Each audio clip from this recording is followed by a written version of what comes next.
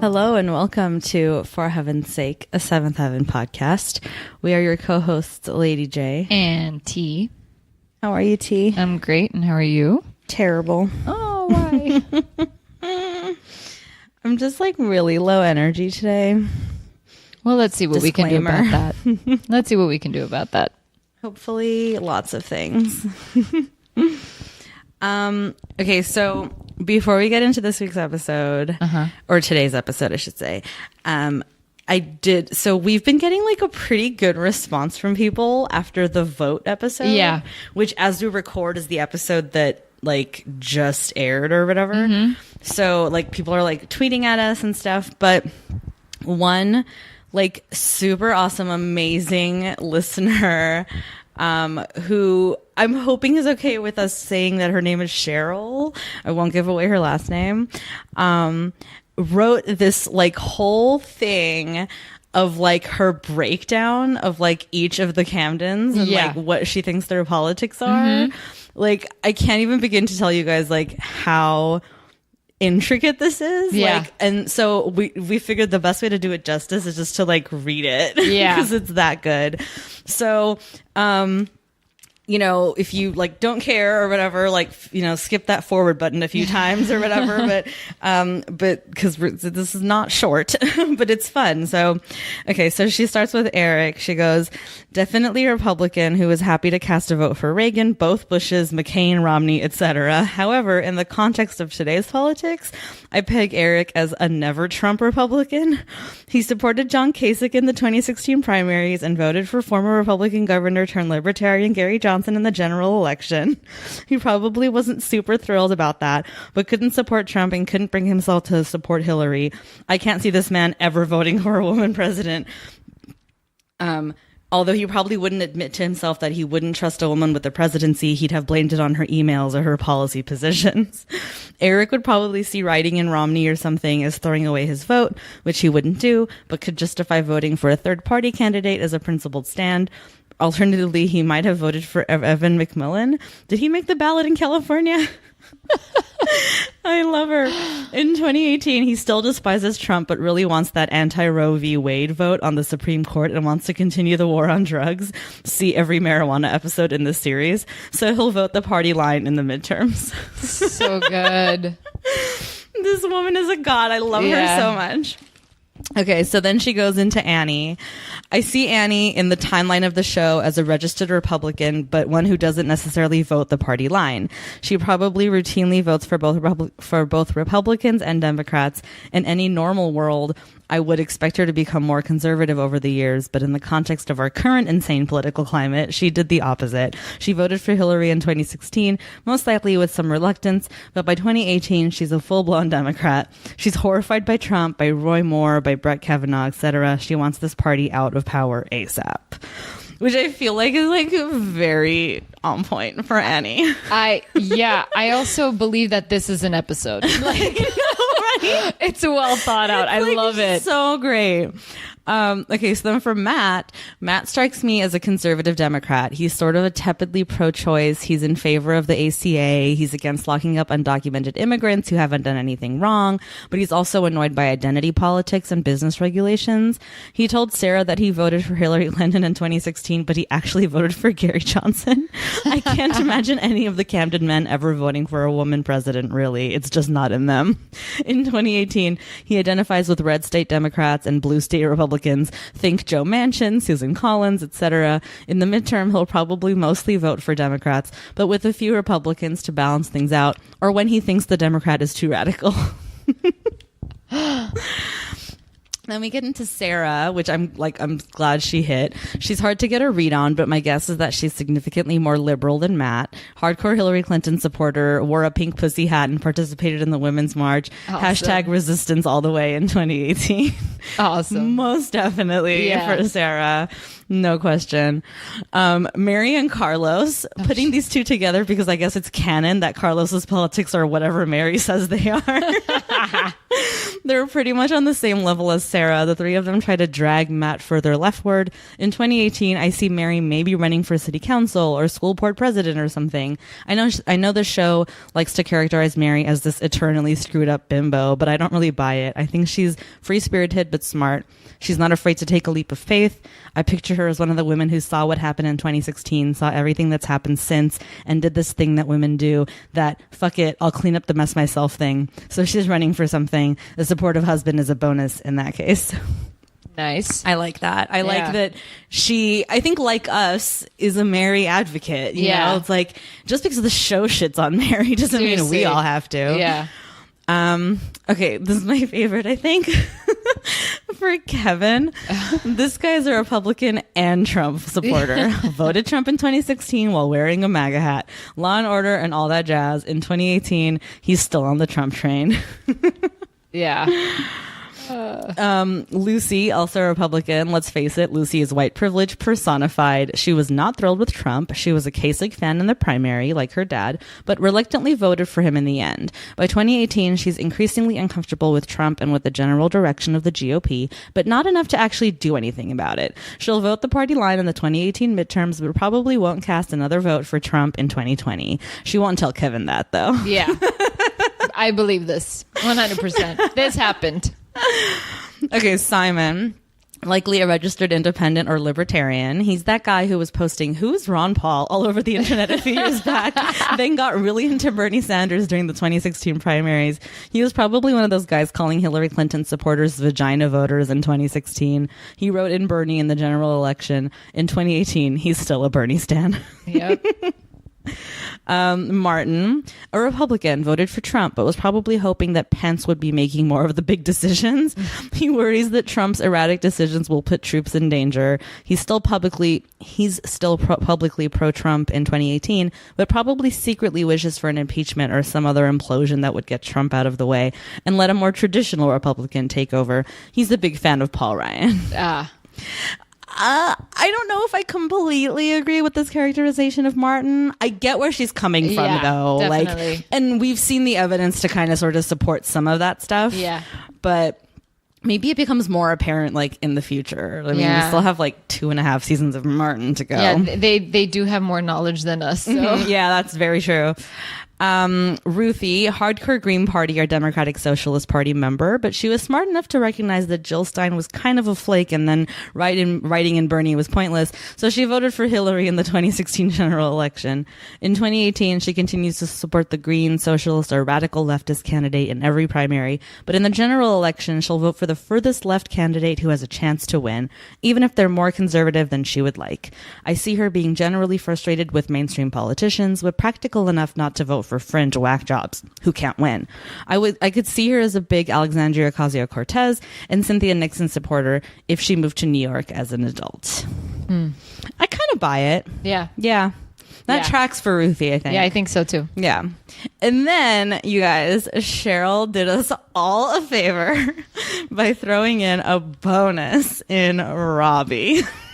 I know. We totally forgot about Robbie when we did our own rundown. I love that she went for it.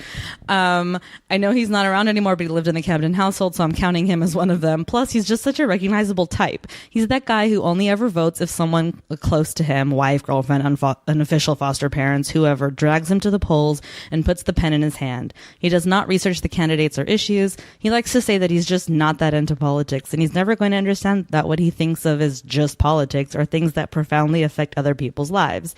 If he does vote, it's only for president. He leaves the other choices blank or fills in the bubbles at random, like a kid who didn't study taking a multiple choice test and just hoping for the best.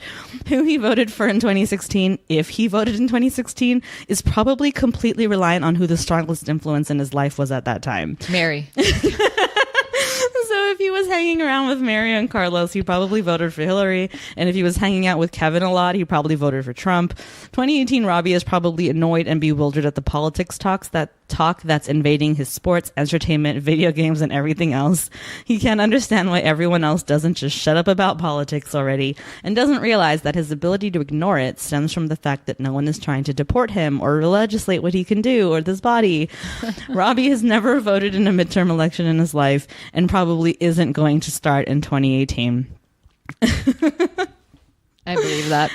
I mean, I love that. Yeah. Like, and what I love too is like that, you know, it's not even like reading that and coming from a listener or whatever, I feel like doesn't feel biased at all, because it's genuinely like about these stupid Camden characters. Yeah, I know. Like, you I know. what I mean? Like, and it's like stupid, you know? But you know what's not stupid is going out to the polls and voting in these midterm elections. You guys, we said it in episode 5. I'm saying it again. Do it. Vote, vote, vote, vote, vote. It's so important. However you lean, stand for, you know, what you believe in and make that voice heard.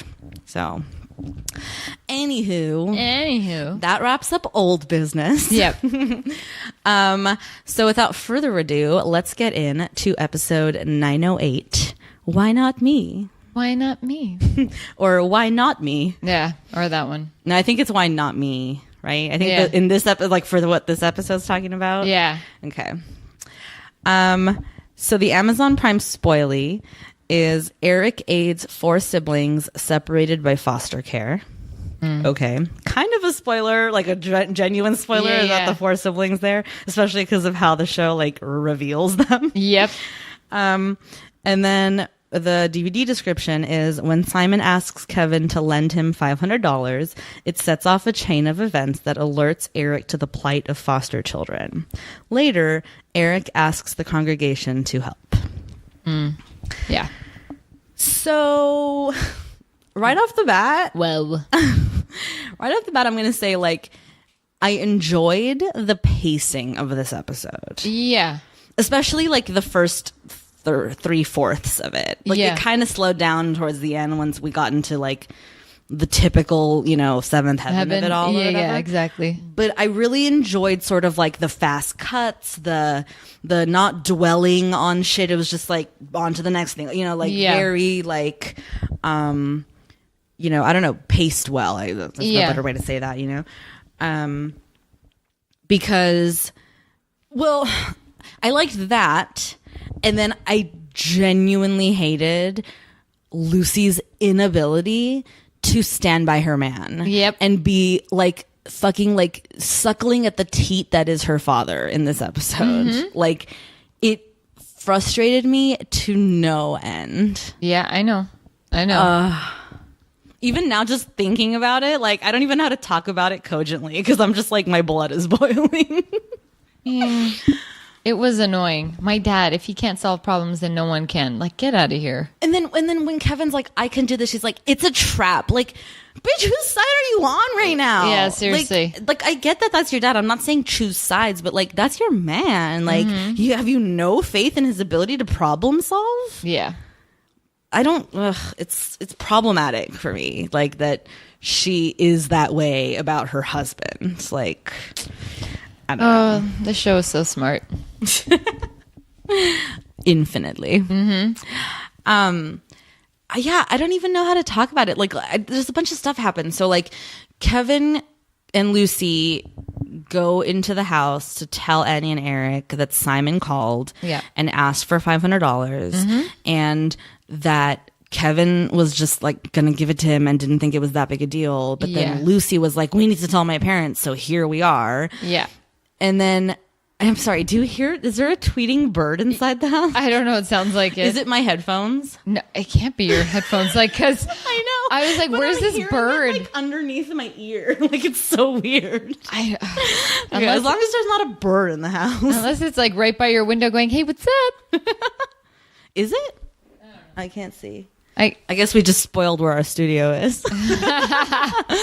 I mean, it only took 2 years. I know. So what was I saying? Oh, right. So Kevin's all like, it's not that big a deal. Like, I consider him my brother. I definitely loan my family that much money if that kind of money if they called and said I need it or whatever. Mm-hmm. Like, Kevin's not tripping. Yeah. And like Lucy and Annie and Eric are like, what? He wants money? That must mean something's going wrong. Like, what the hell? Especially $500. I know. It's like so much. It is, but it's not like it is. It's not like he's asking for like, a couple thousand or something. Yeah, like, exactly. Whatever. So Kevin's like, dude, I got this. Yeah. like, can I fucking handle? Like, he came to me. Mm-hmm. I only came to you because your stupid daughter made me. Yeah. Like, I got this. Like, I'm a cop. I'm a man. I'm about to be a father. Like, can I fucking do this or not? Yeah. And so Eric's like, oh, sure. Passive aggressive as fuck. I can't stand it. Oh my God. I was losing my mind at Eric and Lucy in this episode today. I know. Like, I'm like, what? What? Yeah. I know. So weird. Yeah. So so Eric's like, sure, yeah, okay, you can go, you can try, whatever. And that's when Lucy's like, it's a trap. And he's like, all right, it's a trap. I'm like, oh my God, Eric.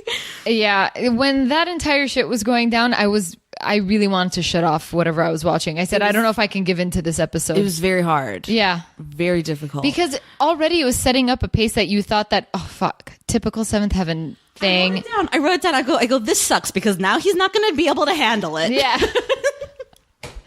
So you're like, why am I going to watch him fail? Yeah. It's like way to telegraph the point, but they buried the lead because of course this episode's not even about that in the end. No. Which, okay, I have to give the show props for that. Like for storytelling wise. Yeah, one time. In their lives, yeah. I mean, that's not completely fair. True, We've given them props before. I know. I always have to like be, the fair judge in everything that we say. And I hate it all. But anyway, so it's like, okay, fine, go. But like, I'm only a phone call away if you need me or whatever. Yeah. And Kevin's like, I won't, but thanks. Which like, okay, hubris much. Yeah. So then when he goes, it starts to feel a little fishy because Simon's like, oh, like, that's why I called you. I didn't want to talk to my parents, like, da-da-da. Yeah. And Kevin's like, okay, but like, in the interest of like being just and fair, like, if I'm going to handle this instead of your dad, like, I need to know all the details like you would tell your dad, you know what I mean? Like, because I'm not going to like, not play by the rules of the family or whatever, Exactly. God, these headphones are killing me today. I'm sure like you can I'm sure the mic is picking up all the clacking and stuff. So I apologize to our listeners. So anyway, so Simon's like, oh, but I don't want to tell you anything. Like, it's not that big a deal. It's to help out a friend, whatever. Yeah.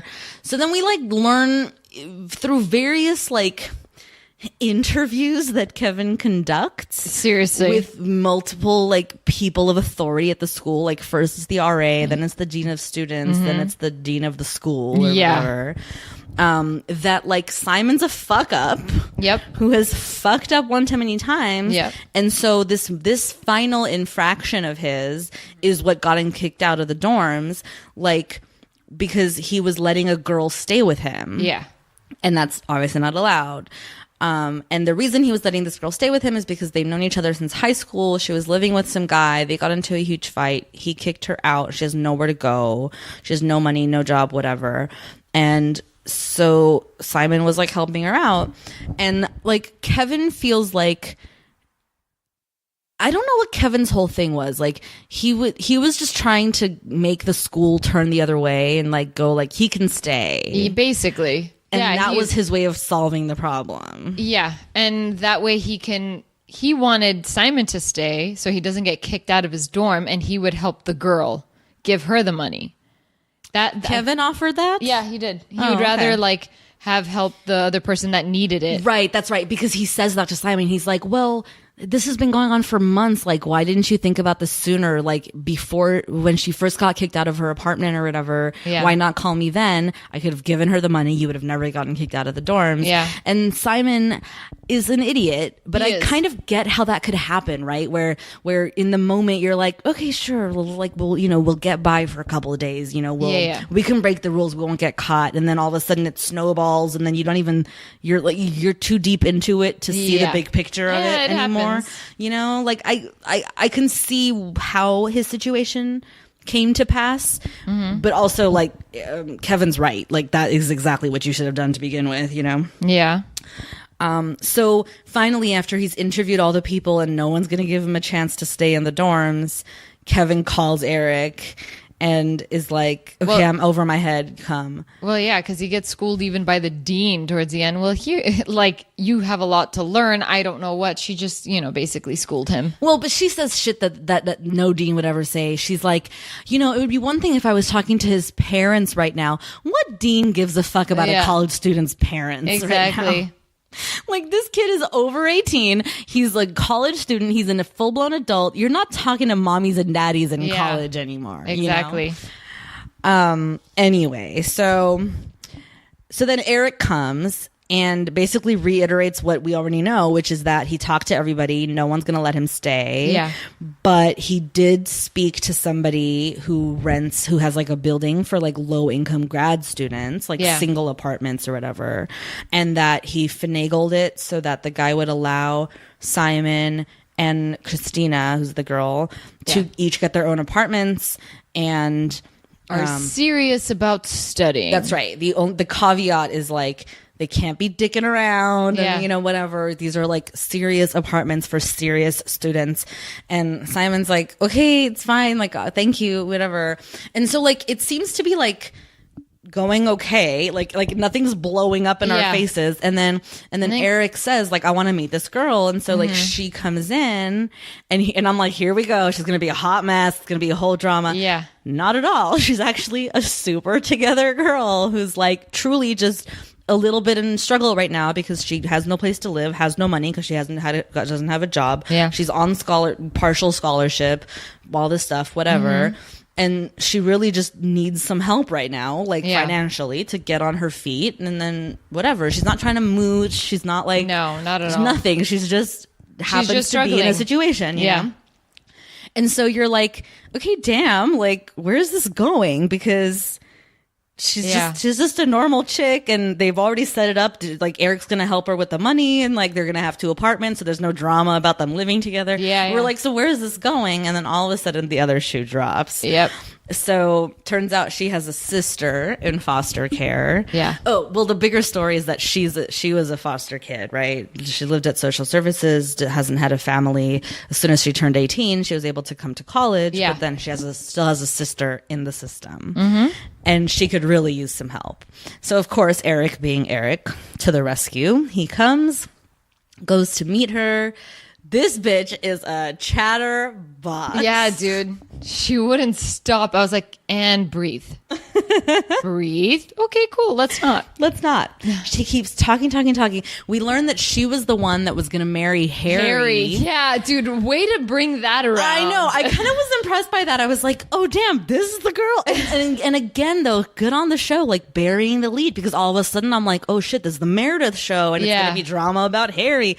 Nope. Because within 1 minute, she drops the bomb on Eric that they have a third sister and who lives in a different facility because she's special needs or whatever.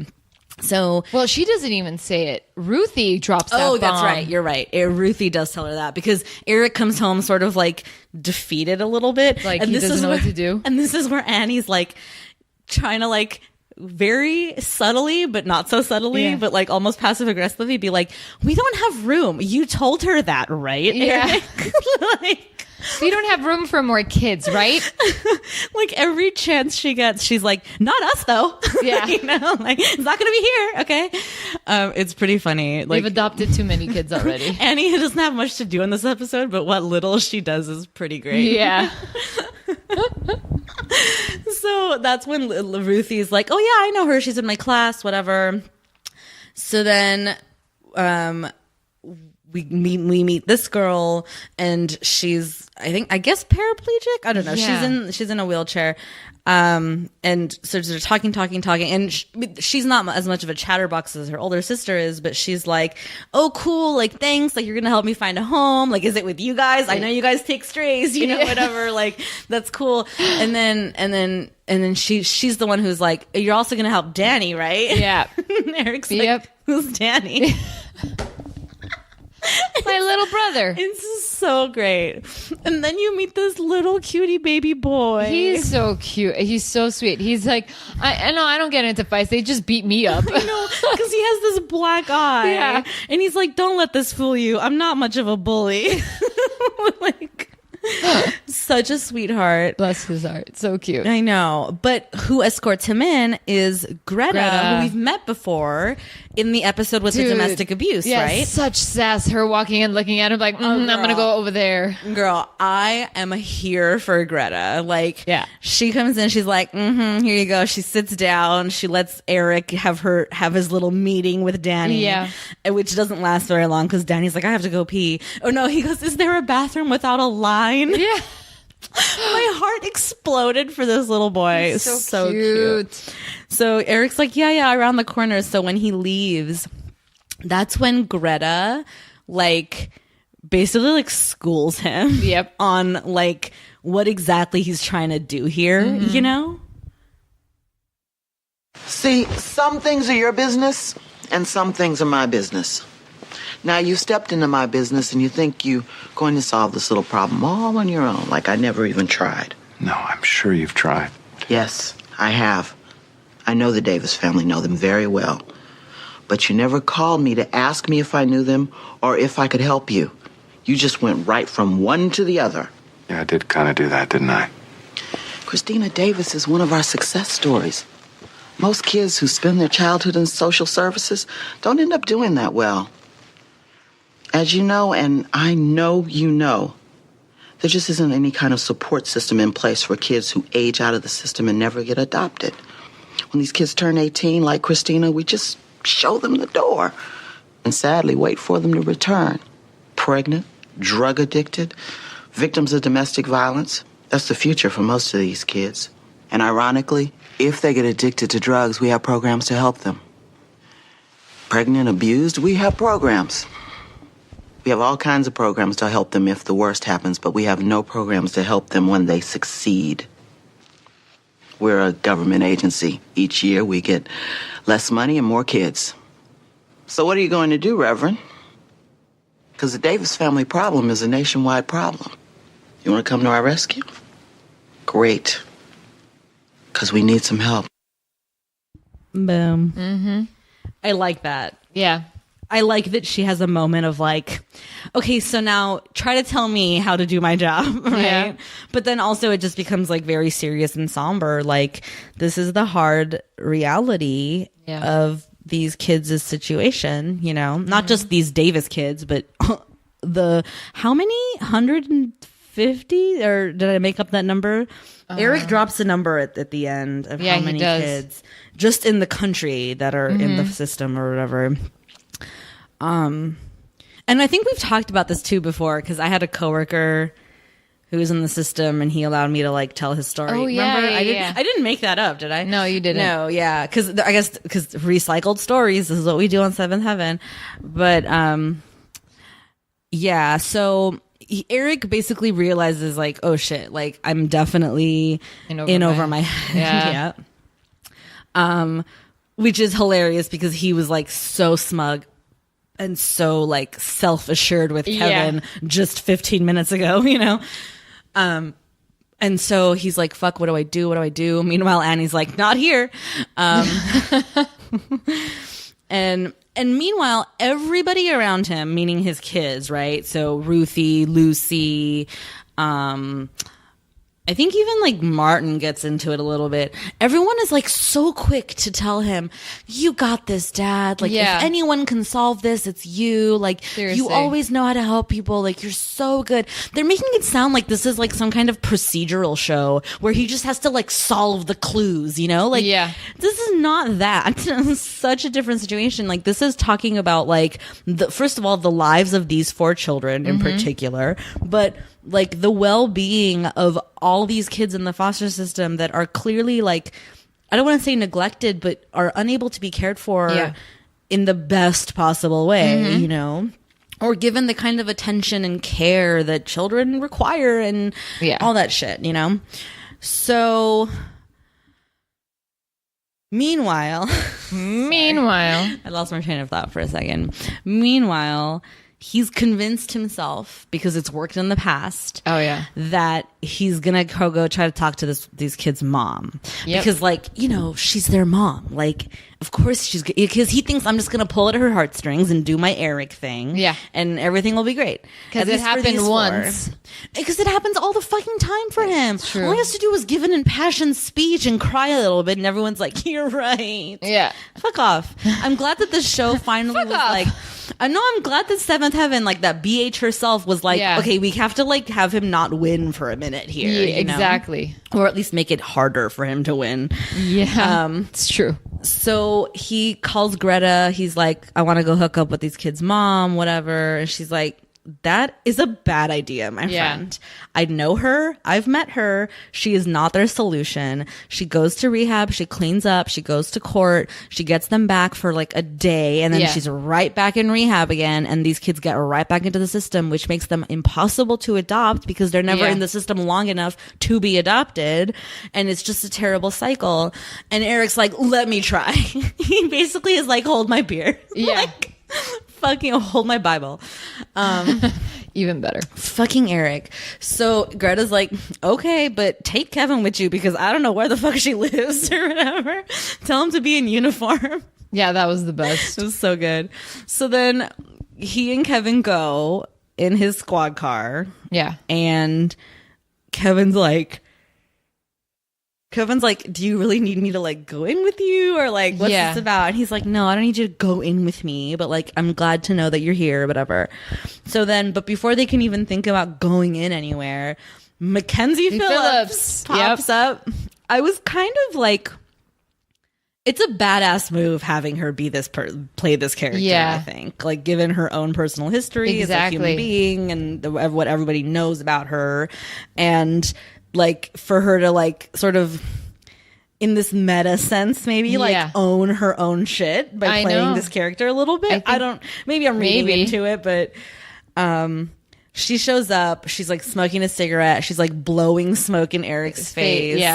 And Eric's like, okay, why don't we go talk? And she's like, I don't need to talk to you, like whatever, like, you know. And so he's like, why did you agree to talk to me? And she's like, I need money. Like, dude. I was hoping you'd give me money.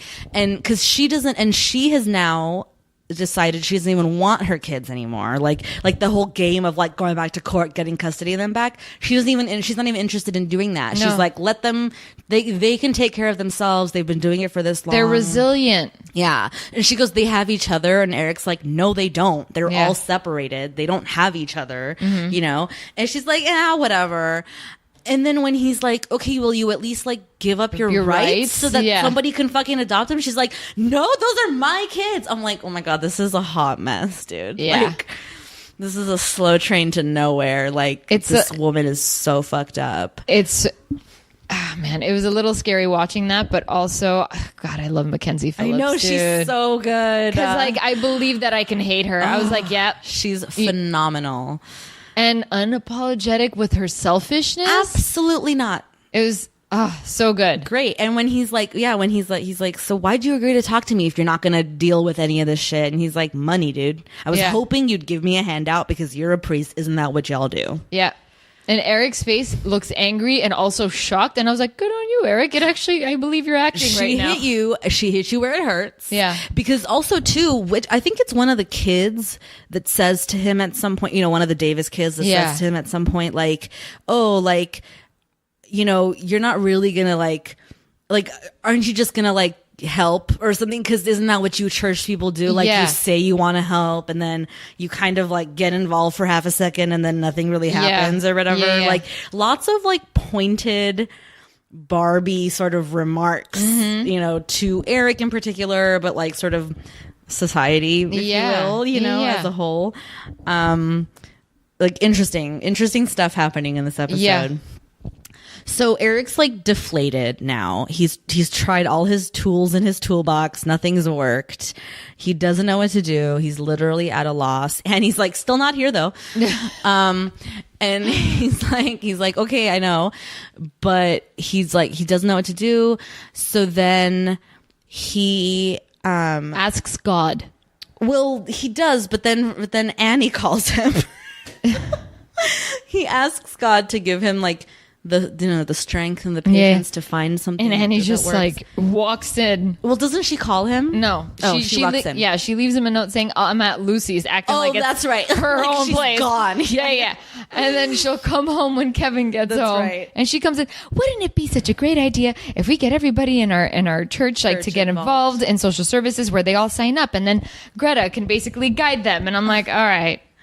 I mean, listen, it's exactly actually not a bad idea that they have. It's the only option they have left in their toolbox, and right? it's actually a really good option to basically, what's the word I'm looking for? Like get the church in motion. Like, God, how can I think of the word? Like operate, not operationalize. Like, you know what I mean? Like, like to like get them into action or whatever. Yeah.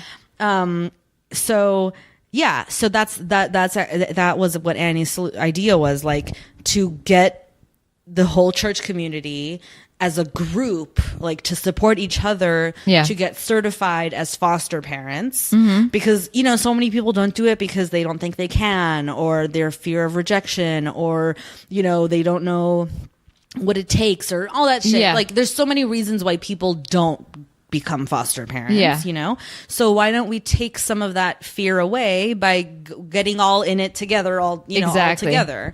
So and it's actually a great idea. Like, I'm not saying it's gonna work and solve the world's problems like Eric seems to think it might at the end.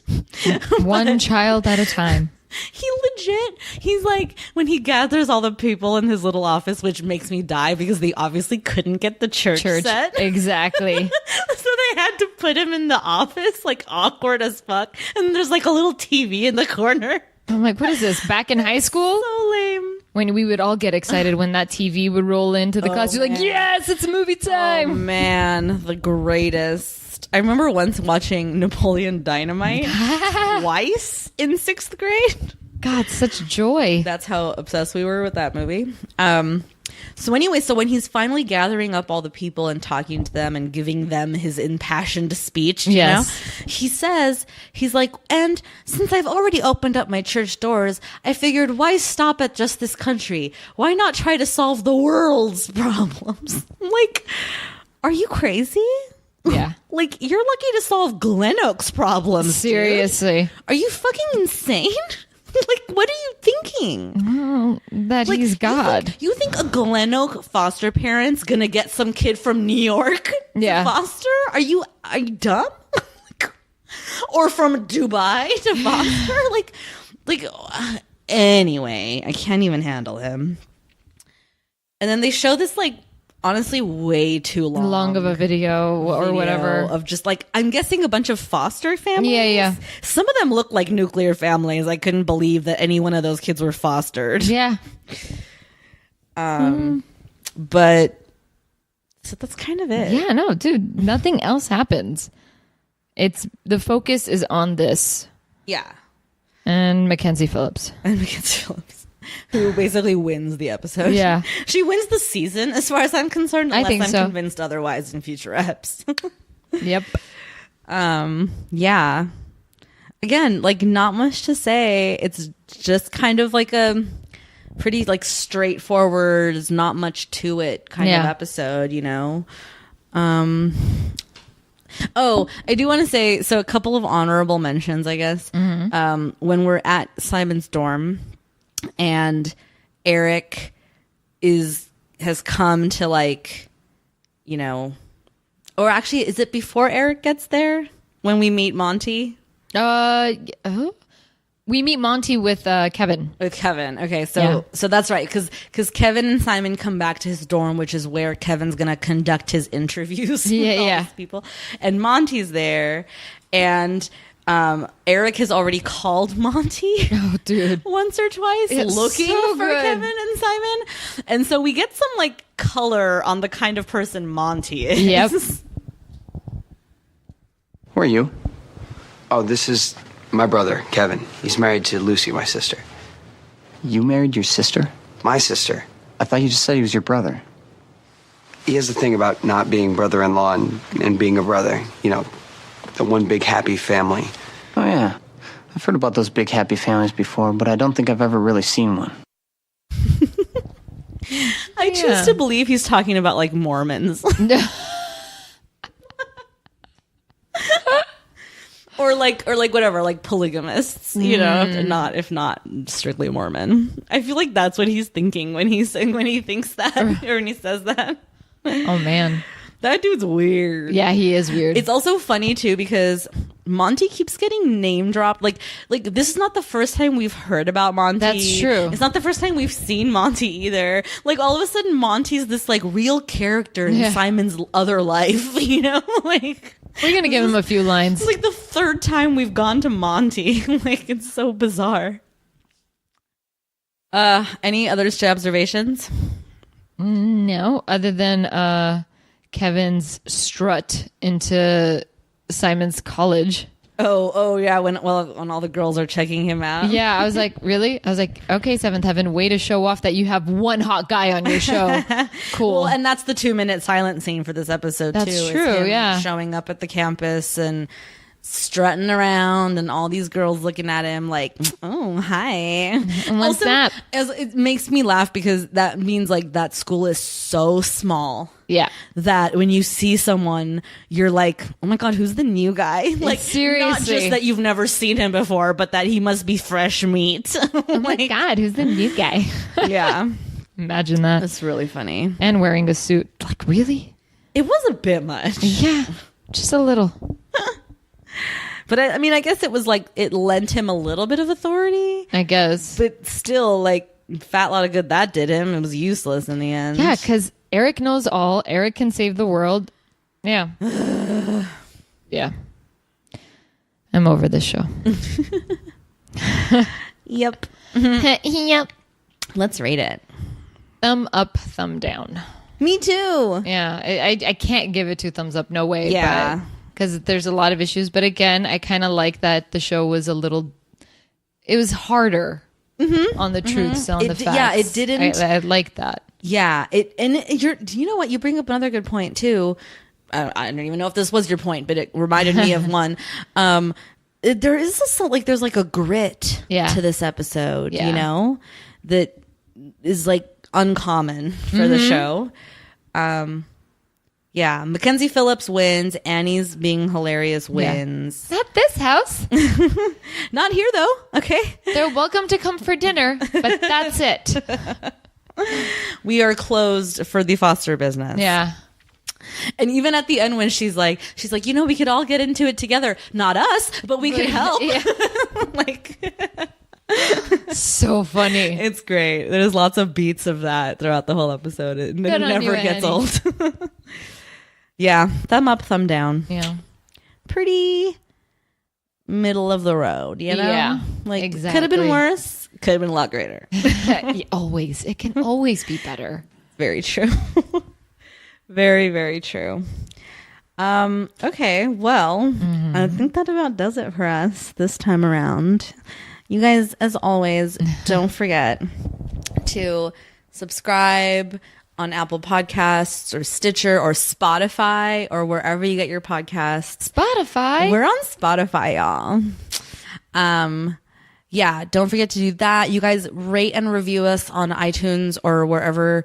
You know, it really helps a lot. It takes like 10 seconds and is really cool. And if you please And if you leave us a review, we will read it. That offer still stands, you guys. It's like out there. Do it. I mean, she just read that long email, which was an awesome email. Oh my God. So good. Seriously. And here's the truth too. And whoever has written to us will know. We read everything you guys tweet at us, Instagram to us, email us. We read every single thing. And I can't read the tweets though. Oh, that's right. T's not on social media, y'all. It's okay. Which I always sign our tweet responses as me. Like, yeah, I know. Which at this point it's like it's almost like duh, but I'm like, I need to be fair. Like, it's just Lady J reading these. Imagine one day T read this one and she responded. One day. Anyway, point being, like, we want to engage with you guys. Like, you know, we want to hear your questions. We want to hear your thoughts. If we say some shit on here that's just like, that like sparks a thought or like a question, or if you're like, I completely disagree, and you want to like crap all over us, like, that's cool. Like, just let us know, because we want to do the best show for you guys. Guys, we're watching Seventh Heaven. That's a lot of punishment. Now we want to interact with you. Okay? Yeah. We welcome everybody. This is a fun show. Like, or at least we want it to be. No, it's a fun show. We want it to be better because we want the show to be better, Seventh Heaven. But it's not. So guess what? This is where you come in. That's right. Please. Why am I mimicking you? Because it's cute. I like it. Please. Please. All right. Well, you can find us on all the social medias at the number 4 Heaven's Sake Pod. You know this, guys. It's all in the liner notes. You can write to us at forheavensakeshow@gmail.com, all spelled out. And also, for those lovely listeners of you, that's not English. For those of you lovely people who want to support us in a monetary fashion, if you will, we have a Patreon. We're on patreon.com/forheavensakepod. That's the number 4 Heaven's Sake Pod, much like our social media handles. Where if you subscribe, you become an honorary Heaven Head, and you get access to 2 bonus episodes a month of us doing like live commentary on movies that T has seen that I have not. You know, it's something that we've sort of been talking about since the beginning of the show 2 years ago. Can you believe it? There's a lot of movies that she's seen that I have not. And so we're doing 2 a month of those. So if you head on over to patreon.com/the number 4 Heaven's Sake Pod, you can subscribe and get access to those. There's like a lot of episodes on there already. Yeah. I think we've done some pretty good damage. 15 or I think 20 episodes or something crazy like that. Like, we're pumping through them. So if you subscribe now, there's already like so much content on there, you guys. It's so exciting. So that's patreon.com/the number 4 Heaven's Sake Pod. And until next time, bye. Bye.